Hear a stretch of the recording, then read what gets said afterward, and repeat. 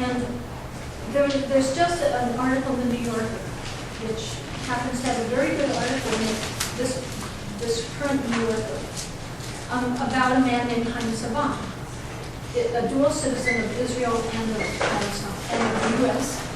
And he's fanatically pro-Israel. He is worth $3.3 billion. $1 billion, one person, $3.3 billion. Unimaginably powerful. And he says quite openly in this article that he uses his money to influence U.S. policy. He donates to candidates, especially the Clintons. My word would be buys.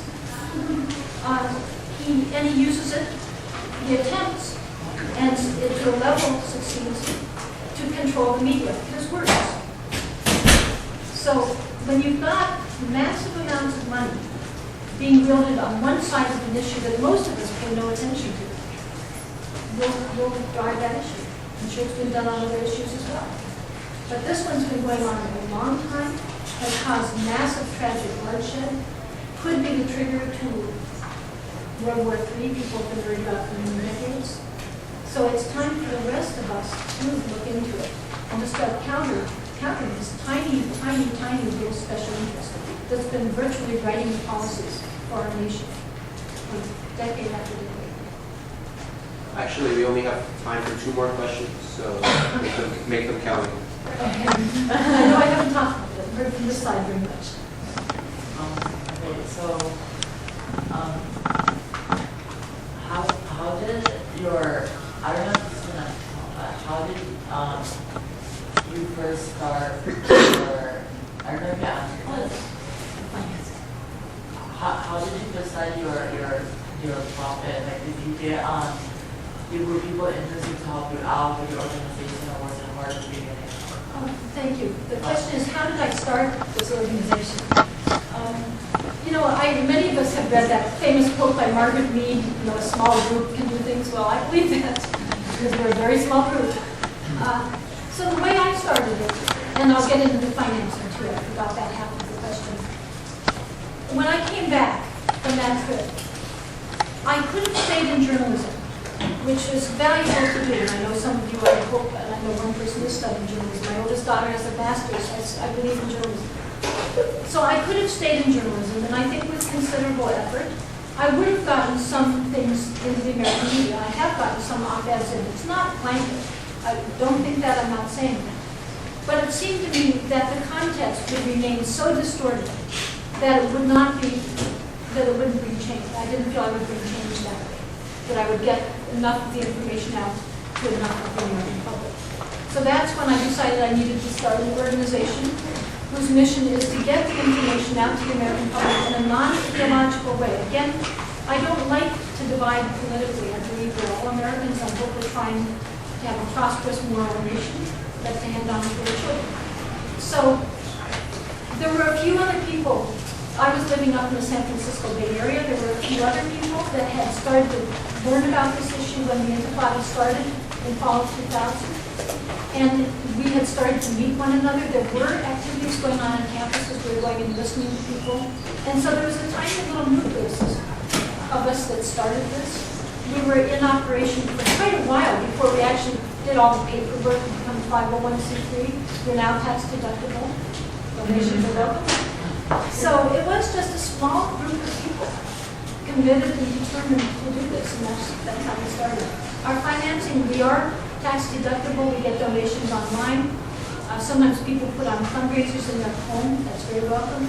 We've gotten a few grants especially from organizations that oppose racism that have given us some grants.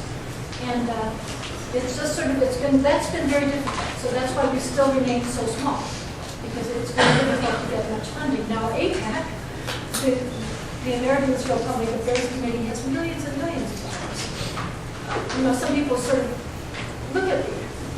Some people think that I'm for some reason just choosing to give Palestinian propaganda. Well, if I were giving lectures that APAC liked, I would have a large salary. I would be much more comfortable, and I wouldn't be called these horrible names.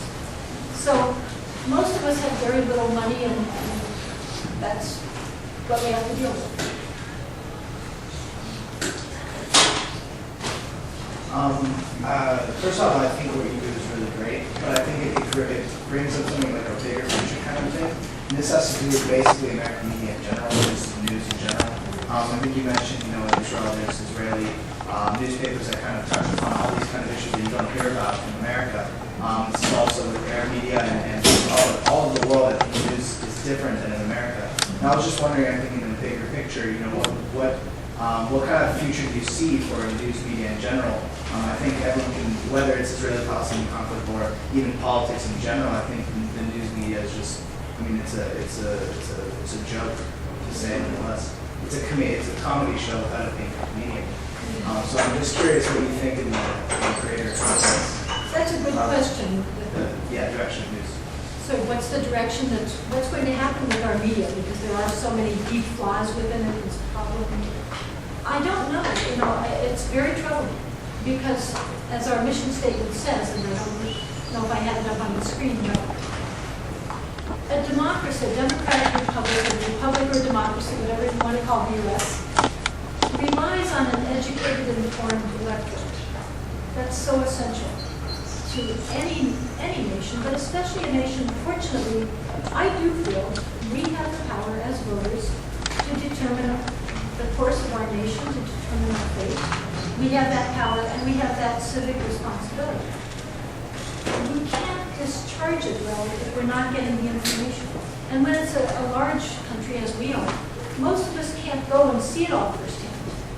You get your information largely through the media, especially international issues. Most of us can't go and do it the way I do.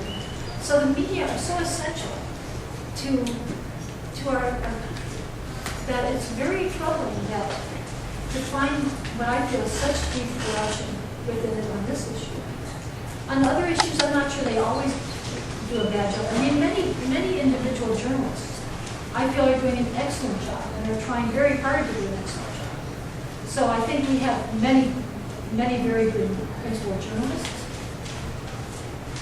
That's the positive side. As the public becomes more informed and demands good coverage, I think we're more likely to get it. If we just sit back and don't notice and don't care, we won't get it. The internet is very valuable. That's certainly giving us access to the international media, the regional media, to the direct human rights reports from organizations like UNICEF, like Christian Aid, like Oxfam. You get the first, we can go and we don't have to read a report about the report. We can go and read the report ourselves. So I think the internet is very valuable and important. I don't know what's going to happen to U.S. media. I think it's so important to have a good press. It's so important, that's why it's in the Bill of Rights. It's really essential, and I don't know how we'll maintain that. It's never been close to perfect.